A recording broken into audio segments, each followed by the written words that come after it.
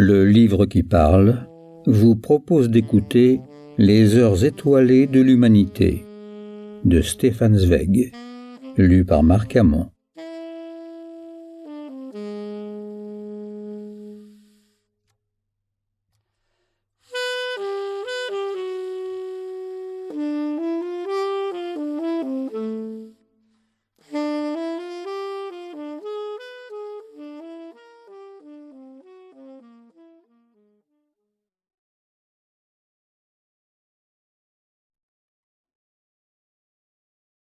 Préface. Aucun artiste n'est artiste de façon continue, tous les jours, 24 heures sur 24. Il ne parvient à produire quelque chose d'essentiel, de durable, que lors de quelques rares moments d'inspiration. Il en va de même pour l'histoire. Nous admirons en elle la plus grande poétesse et la plus grande actrice de tous les temps, pourtant elle ne crée pas en permanence. Dans cet atelier mystérieux de Dieu, c'est ainsi que Goethe la nomme avec respect, il se produit aussi un nombre considérable de faits banals, sans intérêt. Ici, comme partout dans l'art et dans la vie, les moments sublimes, inoubliables, sont rares. Le plus souvent, indifférente, elle se contente d'aligner avec constance, fait après fait, les maillons de cette immense chaîne qui parcourt les millénaires, car toute tension nécessite un temps de préparation, tout véritable événement une évolution. Un peuple doit toujours engendrer des millions d'hommes avant que ne naisse un génie. Il faut toujours que des millions d'heures oisives s'écoulent dans le monde avant que n'apparaisse une heure d'une réelle importance historique. Lorsqu'un génie naît dans le domaine des arts, il transcende les époques. Lorsqu'une telle heure historique se produit, elle est décisive pour des décennies et pour des siècles. De même que l'électricité de toute l'atmosphère s'assemble à la pointe d'un paratonnerre, une masse considérable d'événements se trouve concentrée alors en un minimum de temps. Ce qui d'ordinaire se déroule lentement, de manière successive ou parallèle, se comprime en un seul instant qui détermine et décide tout. Un seul oui, un seul non, un geste avancé ou retardé rend cette heure irrévocable pour 100 générations et détermine la vie d'un individu, d'un peuple, ou même la destinée de l'humanité entière. De telles heures, d'une grande concentration dramatique, porteuse de destin, où une décision capitale se condense en un seul jour, une seule heure, et souvent en une seule minute, sont rares dans la vie d'un individu.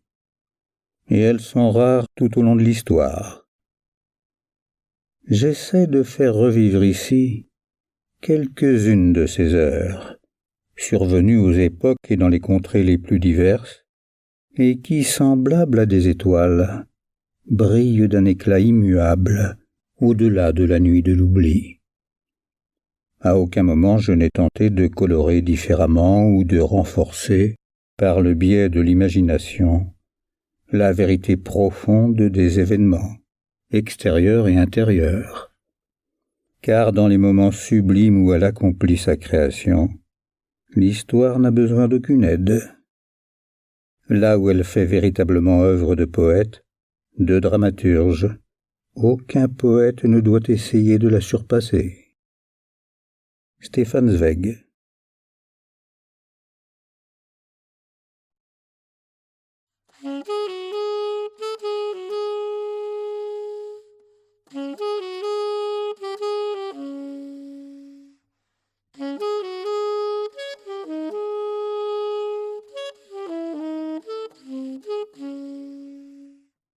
La prise de Byzance. «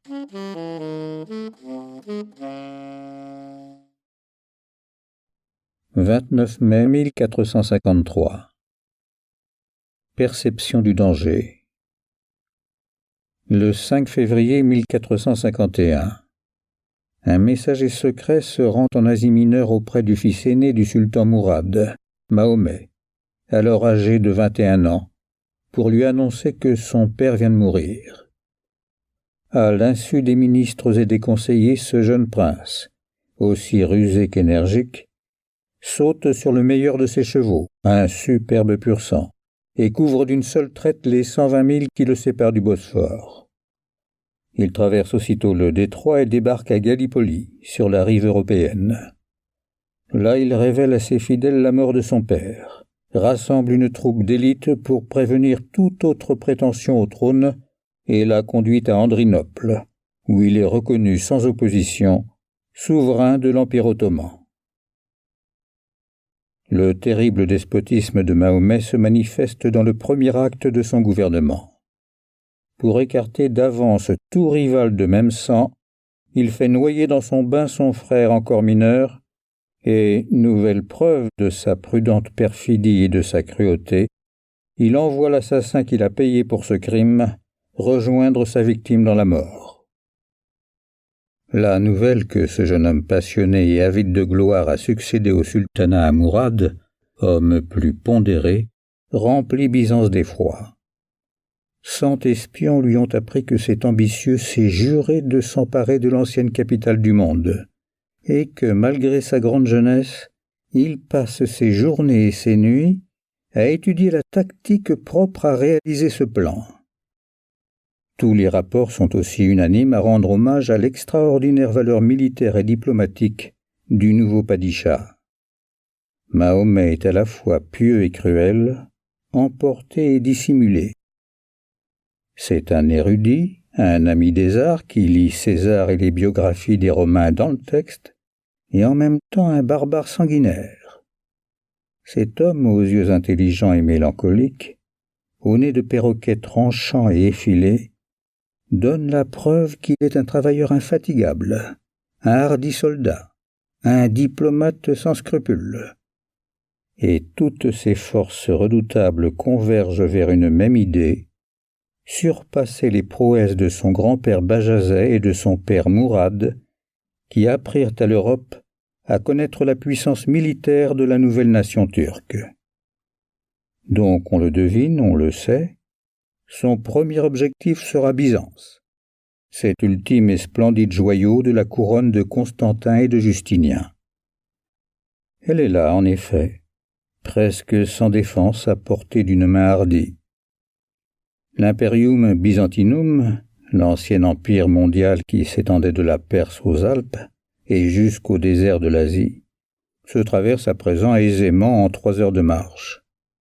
Tout ce qu'il en reste, c'est une tête sans corps, une métropole sans dépendance, et encore l'empereur, le Basileus, n'en possède-t-il plus qu'une partie, l'actuel Istanbul, tandis que Galata appartient aux Génois, et que tout le pays situé derrière les murs de la ville est tombé au pouvoir des Turcs. L'empire du dernier souverain est grand comme un mouchoir. Ce qu'on appelle Byzance n'est plus qu'une gigantesque enceinte entourant des églises, des palais et un amas de maisons. Pillée déjà une fois de fond en comble par les croisés, décimée par la peste, affaiblie par son éternelle lutte contre les peuples nomades, déchirée par ses querelles théologiques intestines, elle est incapable de puiser en elle-même les forces et le ressort nécessaires pour se défendre contre un ennemi qui l'enserre depuis longtemps dans ses tentacules. La pourpre de Constantin Dragazès, le dernier empereur de Byzance, n'est plus qu'une chimère, son spectre le jouet du sort. Mais justement parce qu'elle est encerclée par les Turcs, cette ville, sacrée aux yeux de l'Occident par 10 siècles de civilisation commune, représente pour l'Europe un symbole de son honneur. Ce n'est que si la chrétienté s'unit pour la défense de cet ultime rempart oriental déjà croulant, que la dernière et la plus belle cathédrale du christianisme romain d'Orient, Sainte Sophie, restera une basilique de la foi. Constantin comprend aussitôt le danger.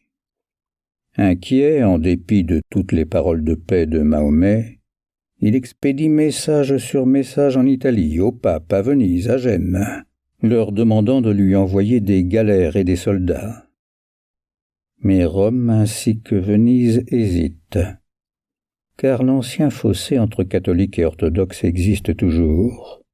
L'Église grecque est celle de Rome, et son patriarche ne veut pas reconnaître dans le pape le pasteur suprême.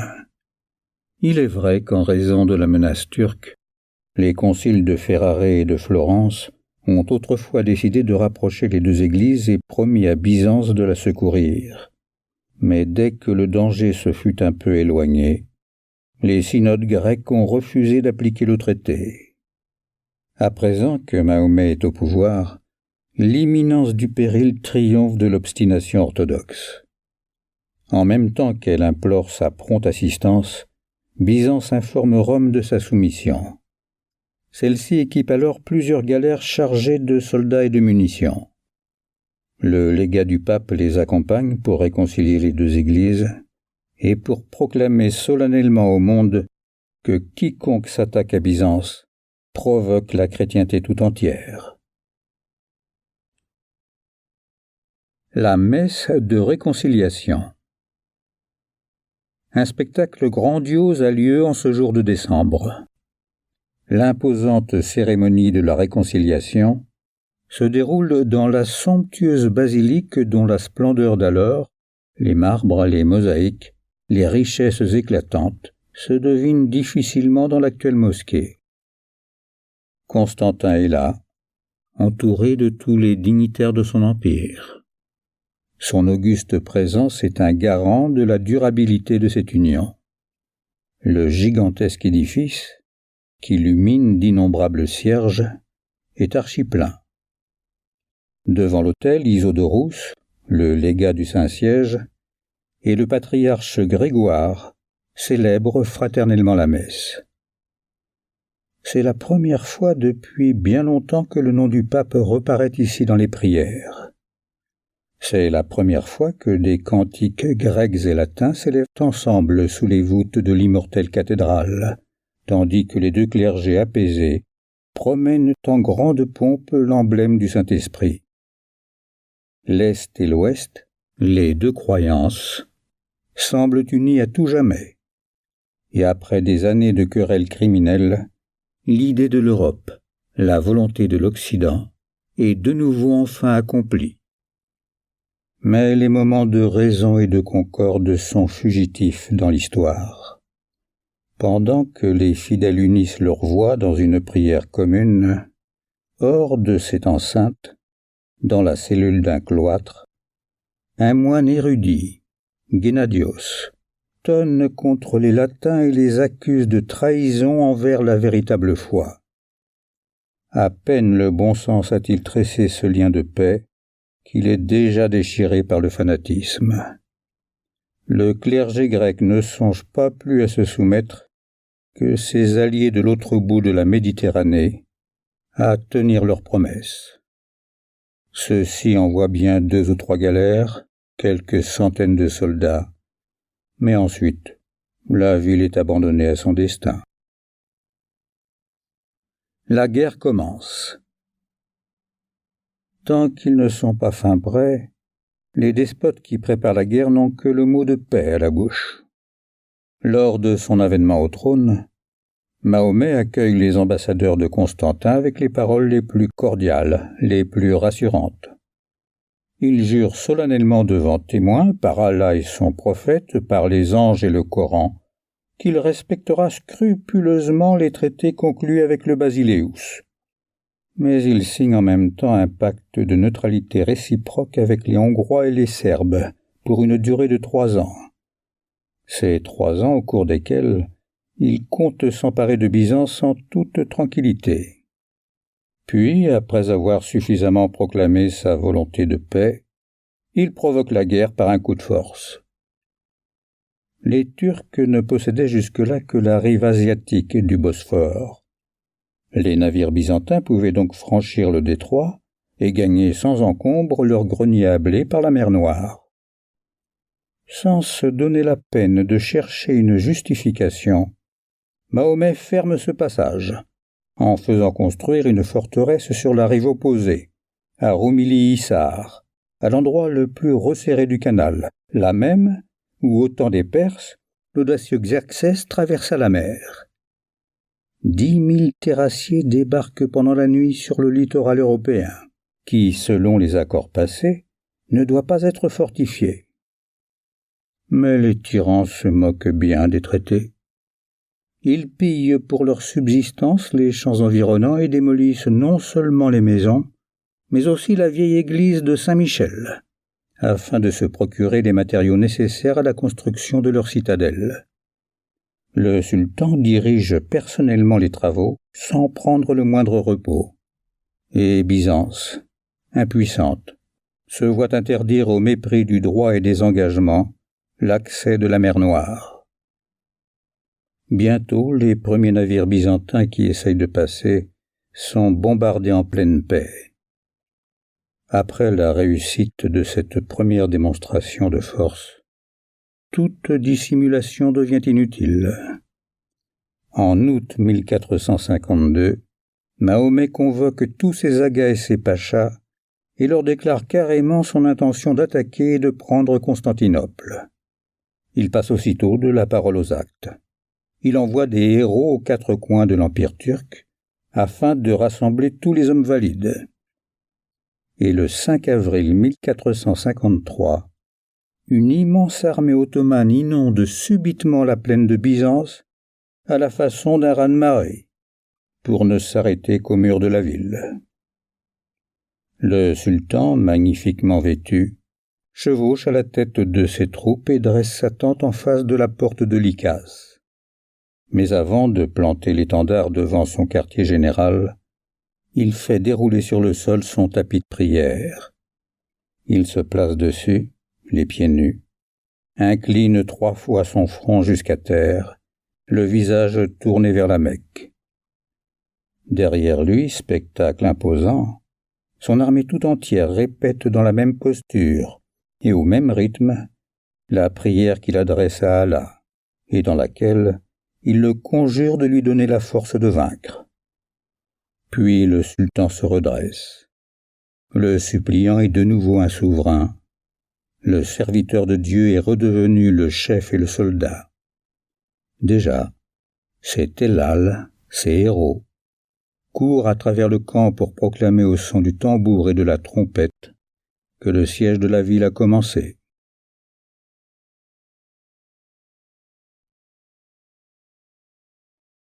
Murs et canons.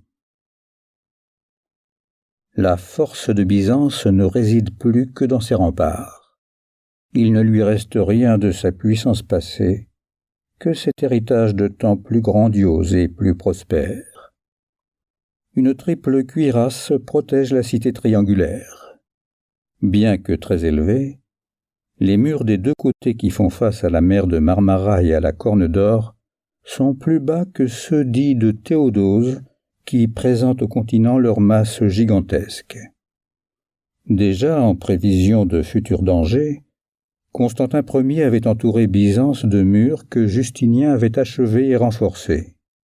Mais c'est à Théodose qu'elle doit son véritable rempart, une muraille longue de 7 kilomètres, dont les ruines aujourd'hui couvertes de lierre attestent encore de la formidable capacité de résistance qu'elle pouvait montrer. Crénelée, protégée par des fossés gardés par d'énormes tours rectangulaires, édifiée sur 3 rangs parallèles, complétés et restaurés par chaque empereur byzantin, cette enceinte majestueuse réalise à cette époque-là le type achevé de la citadelle imprenable. De même qu'ils ont résisté aux assauts furieux des hordes barbares et des armées turques, ces blocs de pierre se rient encore de toutes les machines de guerre inventées jusque-là. Béliers et même boulets des plus récents mortiers et coulevrines sont sans effet sur ces fiers remparts. Aucune ville d'Europe n'est plus solidement à l'abri que Constantinople derrière la muraille de Théodose. Mahomet mieux que personne connaît ces murs et leur solidité. Une pensée unique le tourmente jour et nuit depuis des mois, depuis des années. Comment s'emparer de ce qui est imprenable, démolir ce qui est indestructible? Les plans, les dessins, les croquis des fortifications ennemies s'entasse sur son bureau. Il n'ignore rien des plus petites élévations ou dénivellations de terrain. Il sait exactement où se trouve le plus petit cours d'eau, en deçà et au-delà des murs. Ses ingénieurs et lui ont étudié tout cela. Mais à sa grande déception, ils ont tous estimé qu'on ne pouvait abattre la muraille de Théodose avec les canons en usage. Il faut donc construire des canons plus puissants, plus longs, portant plus loin que ceux que l'art militaire connaît jusqu'à présent. Fabriquer des boulets d'une pierre plus dure, plus lourd, plus efficace, plus destructeur que ceux que l'on possède. Il faut inventer une artillerie nouvelle pour renverser ces murs inabordables. Il n'y a pas d'autre solution. Et Mahomet se déclare décidé à acquérir à n'importe quel prix ces nouveaux moyens d'attaque. À n'importe quel prix. Une pareille déclaration ne manque jamais de provoquer l'émulation créative. Aussitôt la guerre déclarée, un homme qui passe pour le fondeur de canon le plus ingénieux et le plus expérimenté du monde se présente chez le sultan, un nommé Orbas ou Urbas, un Hongrois. Sans doute il est chrétien, et il a offert avant ses services à l'empereur Constantin. Mais dans l'espoir fondé d'obtenir de Mahomet des avantages plus élevés et des possibilités plus grandes, il se déclare prêt à couler une pièce comme on n'en a jamais encore vue, si l'on met à sa disposition des moyens illimités.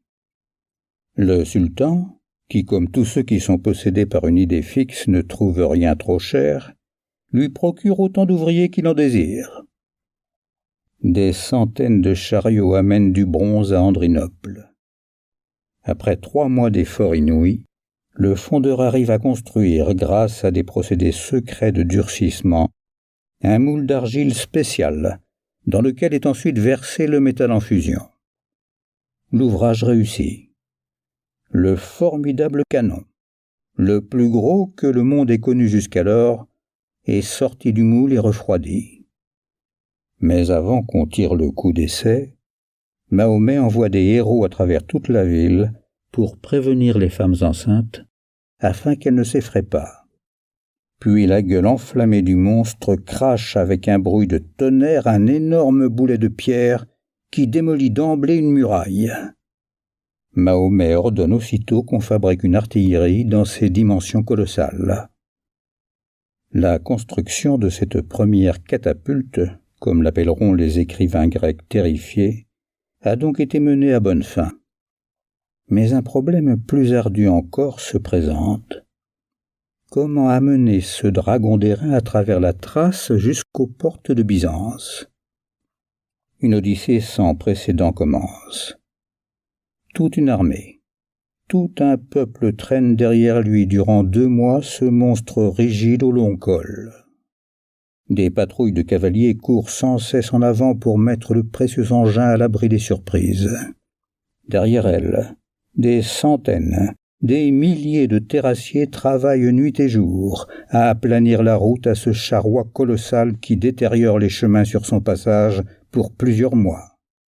50 paires de bœufs sont attelés à une file de chariots sur les essieux desquels repose, également répartis, la charge du gigantesque tube de métal. C'est ainsi que jadis l'obélisque vint d'Égypte à Rome. 200 hommes soutiennent de chaque côté la lourde masse que son propre poids fait basculer, tandis que 150 forgerons et charpentiers sont constamment occupés à changer et à graisser les roues de bois, à consolider les étais, à construire des ponts. On conçoit que l'interminable caravane, qui n'avance qu'au rythme lent des bœufs, ne puisse se frayer un chemin que pas à travers la montagne et la steppe. Étonnés, les paysans accourent des villages et se signent sur le passage du monstre, que, tel un dieu de la guerre, ses prêtres et ses serviteurs transportent d'un pays à l'autre. Bientôt ses frères, issus d'une même matrice d'argile, arrivent par le même chemin. Une fois de plus, la volonté humaine a réalisé l'impossible. 20, 30 colosses semblables braquent à présent leur gueule noire sur Byzance. L'artillerie lourde a fait son entrée dans l'histoire de la guerre. Le duel entre les murailles millénaires des empereurs byzantins et les canons du sultan Mahomet II va commencer. Dernier espoir. Les canons géants tonnent contre Byzance dont ils entament lentement, obstinément mais irrésistiblement les remparts. Chacun d'eux ne peut tirer au début que 6 ou 7 coups quotidiennement, mais Mahomet en fait installer de nouveaux tous les jours. Chaque boulet ouvre une nouvelle brèche dans la maçonnerie qui s'effondre au milieu d'un nuage de poussière et de gravats. Les assiégés ont beau combler la nuit ces trous avec des palissades de fortune et des ballots d'étoupe de plus en plus nécessaires, ces vieilles murailles ont perdu leur réputation d'invulnérabilité, et les 8000 défenseurs envisagent avec effroi le moment fatal où les 150 000 Turcs s'élanceront à l'assaut des fortifications endommagées. Il est temps que l'Europe, que la chrétienté se souvienne de sa promesse. Dans les églises, une foule de femmes accompagnées de leurs enfants restent agenouillées des journées entières devant les reliquaires. Au haut des tours, les sentinelles guettent si la flotte de secours du pape et de Venise ne va pas enfin se montrer dans la mer de Marmara que sillonnent les navires ottomans. Le 20 avril, à 3 heures du matin, un signal s'allume. On a aperçu des voiles au loin. Ce n'est pas, certes, la puissante escadre chrétienne escomptée. Cependant, 3 grands vaisseaux génois, doucement poussés par le vent, s'avancent, suivis d'un plus petit, un bateau byzantin chargé de blé, que les 3 autres ont pris sous leur protection.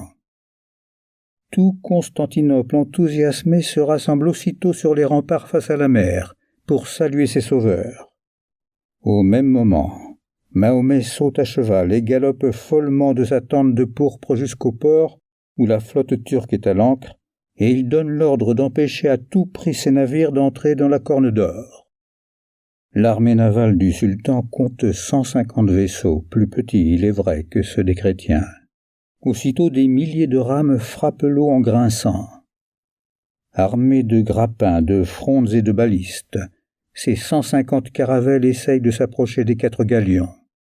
Mais poussés de plus en plus fort par le vent, ceux-ci bousculent et dépassent les chaloupes turques d'où jaillissent des bordées d'injures et de projectiles. Leurs voiles gonflées par la brise, ils s'avancent majestueusement, sans se soucier des assaillants, vers la rade tutélaire, où la fameuse chaîne tendue entre Stamboul et Galata les garantira désormais des attaques et des surprises. Ils touchent presque au but. Déjà, les milliers de spectateurs massés sur les remparts peuvent distinguer les visages de leurs alliés. Déjà, hommes et femmes se jettent à genoux pour remercier Dieu et les saints de ce merveilleux secours. Déjà, la chaîne du port descend cliquetant pour livrer passage au libérateur. Mais voici que tout à coup le vent tombe. Les 4 voiliers s'arrêtent au milieu de la mer, comme retenus par un aimant, à quelques jets de pierre à peine de lance de salut, et toute la meute des galères ennemies se rue avec des cris de joie féroces sur les nefs paralysées qui sont là, immobiles comme des tours. Pareils à des chiens qui s'acharnent sur un dit corps, les petits vaisseaux s'agrippent au flanc des grands. Leurs équipages en attaquent la charpente à coups de hache pour les faire sombrer, grimpent sans se décourager le long des chaînes d'ancre, lancent des torches et des tisons contre les voiles pour les enflammer. L'amiral de l'armada turque dirige résolument son propre navire sur le bateau de transport pour le couler. Déjà ils sont cramponnés l'un à l'autre comme 2 lutteurs. Tout d'abord, les matelots génois, abrités derrière de hauts bastingages et protégés par leurs casques, tiennent bon, repoussent les assaillants à coups de pierre et de hache et à l'aide de feux grégeois. Mais ce combat ne peut durer. Ils succomberont sous le nombre. Les vaisseaux génois sont perdus. Terrible spectacle pour la foule qui se presse sur les remparts. Une tragique bataille se déroule là, sous ses yeux, aussi proche que les luttes sanglantes de l'hippodrome qui la divertissait hier. La défaite des siens semble inévitable. Dans 2 heures au plus, la meute ennemie aura vaincu l'escadre alliée dans l'arène maritime.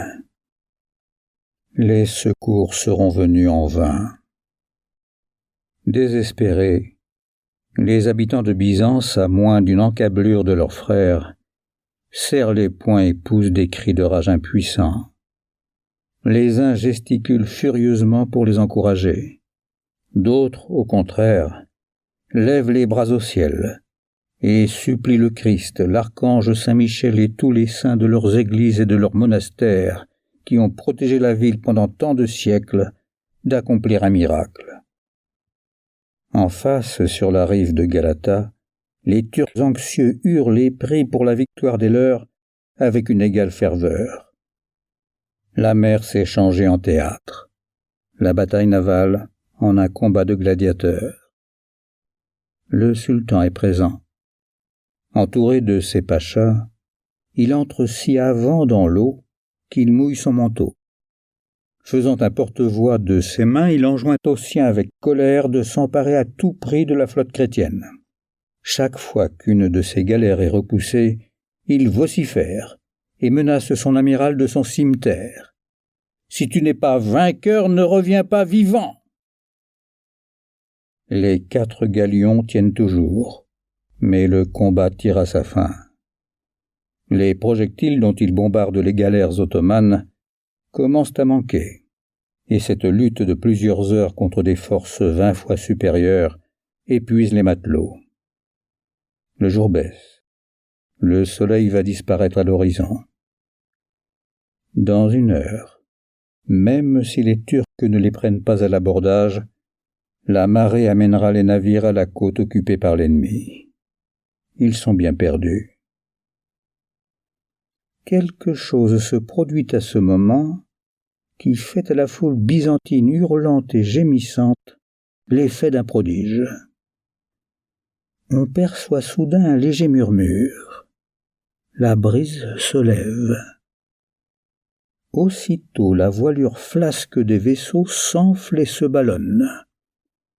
Le vent, si ardemment souhaité et imploré, se réveille enfin. Les galions redressent triomphalement leurs proues, bondissent en avant dans un brusque sursaut et culbutent leurs assaillants.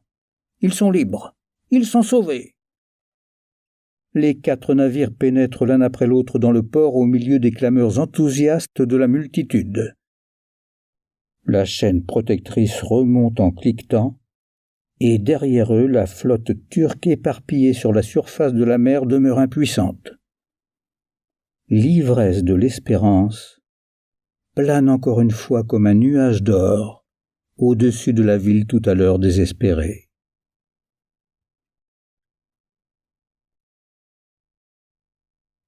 Une flotte qui franchit une montagne. La joie débordante des assiégés dure l'espace d'une nuit. Toujours la nuit excite l'imagination et enivre l'espoir du doux poison des rêves. Les Byzantins se croient déjà sauvés. Parce que ces 4 vaisseaux ont débarqué des soldats et des provisions, ils se figurent qu'il va en venir d'autres toutes les semaines. L'Europe ne les a pas oubliés. Dans leur impatience, ils voient déjà l'ennemi découragé et vaincu, le siège levé. Mahomet lui aussi est un rêveur, mais de cette espèce infiniment plus rare qui sait transformer ses rêves en réalité. Tandis que les galions s'imaginent être en sécurité dans le port de la Corne d'Or, il échafaude un plan digne de figurer dans l'histoire des guerres, à côté des exploits les plus hardis d'Hannibal et de Napoléon. Byzance se présente à lui comme un fruit mûr qu'il ne peut saisir. Nous espérons que vous avez apprécié cet aperçu. Pour continuer à écouter ce livre audio sur Google Play Livres, utilisez le lien dans la description de la vidéo.